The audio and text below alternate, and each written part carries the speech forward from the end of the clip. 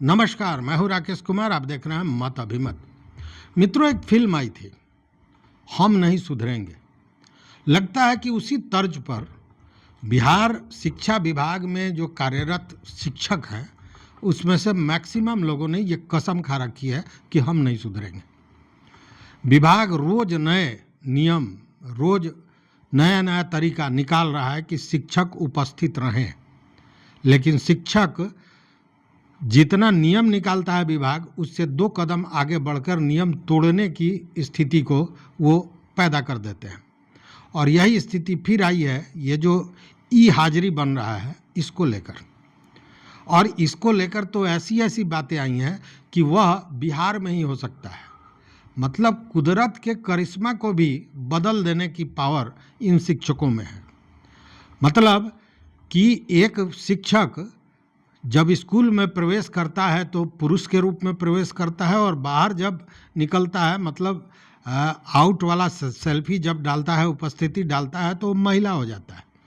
मतलब कि पूरे लिंग को ही बदल देता है। ये स्थिति बनी हुई है।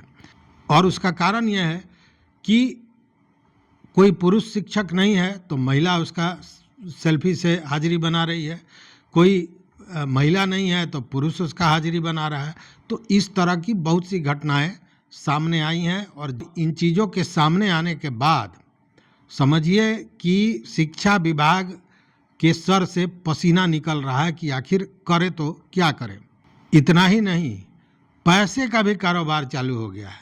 मतलब स्कूल में टोला शिक्षक भी हैं, तालीमी मरकज भी है, रसोइया भी है।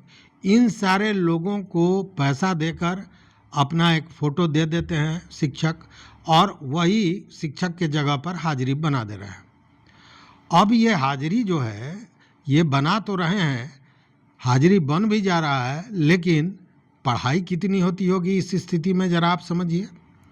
शिक्षक तो आ नहीं रहे हैं, तो कहीं ना कहीं ये मामला खुलता है। देखिए, गलत बहुत दिनों तक छिपता नहीं है, और जब मामला खुला तो इसकी जब जांच हो रही है तो निकल रहा है कि तमाम तरह के हथकंडे शिक्षक अपना रहे हैं, केवल इसलिए कि वो स्कूल नहीं जाएं। और अगर आप देखिएगा तो स्कूल के जितने भी शिक्षक हैं, लगभग सभी एक दूसरे को अपना तस्वीर शेयर किए हुए हैं, इसलिए कि अगर नहीं रहें तो उनके तस्वीर को लगाकर, देखिए सेल्फी ऐसा खींचना है तो सेल्फी के जगह पर तस्वीर सामने रख के और बना दिया जा रहा है।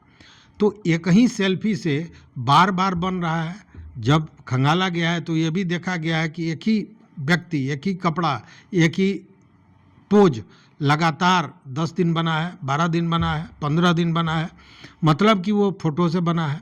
उतना ही नहीं, अलबत्ता स्थिति तो ये हो रही है कि फ़ोटो सेल्फी करना है तो सेल्फी की जगह पर कोई भवन का फ़ोटो डाल दे रहा है, कोई सड़क का फ़ोटो डाल दे रहा है, कोई पेड़ पौधे का फ़ोटो डाल दे रहा है। स्थिति यहाँ तक है।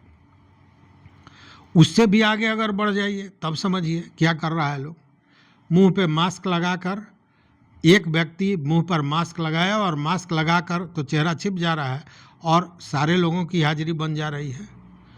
अब जरा आप सोचिए कि ऐसे में शिक्षा व्यवस्था का क्या हाल होगा, बच्चे कैसे पढ़ रहे होंगे। तो ये जब चीज़ें सामने आई हैं तो लगातार अब इसकी जांच की बात हो रही है। जो भी जिला शिक्षा पदाधिकारी हैं वो जांच की बात कर रहे हैं। इतना ही नहीं, ऐसे भी लोग हैं जो 9 दिन इन और 11 दिन आउट सेल्फी के साथ उपस्थिति दर्ज नहीं की, तो आउटर उपस्थिति में पुरुष शिक्षक की जगह महिला शिक्षक का सेल्फी डाल दिया। मतलब सीधा है कि वह व्यक्ति वहाँ उपस्थित नहीं था। 80 किलोमीटर 90 किलोमीटर दूर रहकर मार्क ऑनलाइन ड्यूटी पर है। मूल तस्वीर की जगह हमने जो कहा, तरह तरह के फ़ोटो डाले जा रहे हैं, और इसको लेकर कई लोग पकड़े गए हैं। जो सामने चीज़ें आ गई हैं, जैसे डुमरिया मोतीपुर की एक शिक्षिका है, वो सेल्फी में घर और भवन का, सड़क का फ़ोटो डाली है। उसी तरह नवादा कन्या कटरा के संजीव सानी हैं, शीतलपुर सेमरा के अमित कुमार हैं, मंसूरपुर बहुआ एरिया की अमृता सिंह है शिक्षिका, अशोक कुमार है, अंगूरी बेगम है, मनोज रमन है, राजेश कुमार मिश्रा है, शिल्पी शरण है। इस तरह के एक नहीं सैकड़ों की संख्या में अब लोग सामने आए हैं जिन्होंने पूरी तरह गलत ढंग से उपस्थिति दर्ज की है। अब जांच की बात हो रही है, नपेंगे भी, जांच भी होगी, लेकिन होगा क्या कि जब विभाग खड़ा होगा तो सारे शिक्षक समुदाय इस पर खड़े हो जाएंगे। शिक्षक नेता जो हैं बाकी सुविधाओं के लिए तो हल्ला करते हैं, लेकिन उपस्थित रहें शिक्षक, उपस्थिति सुनिश्चित हो, इसके लिए शिक्षक नेताओं का भी जुबान बंद हो जाता है। वो इस मुद्दे पर कुछ नहीं कहते हैं और उसका असर क्या होता है कि बच्चे पढ़ नहीं पा रहे हैं। देखिए अभी भी शिक्षकों की संख्या रोज अभी भी फिर आ रहा है कि परीक्षा होगी, फिर और बहाली होगी, ये सारा कुछ होगा। सारी बहालियाँ होगी और शिक्षक पहुँचेंगे ही नहीं, तो आखिर इस बहाली का माने मतलब क्या है? पहली बात। दूसरी बात यह है कि छात्रों की संख्या में भी कमी आती जा रही है लगातार। तो जब छात्र नहीं है तो शिक्षक स्वाभाविक है कि अनुपस्थित भी हैं तो उनका कोई असर नहीं पड़ रहा है। हालांकि इसको लेकर आज भी एक व्यक्ति, मुजफ्फरपुर का व्यक्ति हमको फ़ोन किए, वो बीएड की पढ़ाई कर रहा है, फाइनल होने वाला है। वो मतलब एक तरह से उसको क्या कहें, क्रुंदन वाले शब्दों में उनका ये कहना था कि एक तो लोगों को नौकरी नहीं मिल रही है, लोग हाथ पांव मार रहे हैं किसी भी तरह की नौकरी मिल जाए, और इन शिक्षकों को नौकरी मिली है तो इसका कोई उनका वो इज्जत नहीं कर रहे हैं, अपने कर्तव्यों का निर्वहन नहीं कर रहे हैं। और इस तरह का एक नहीं कई जगह से शिकायतें आई हैं। मतलब अब ये मामला देखिए, शिक्षकों को बार बार एक बात कहना पड़ता है कि सम्मान मिलना चाहिए।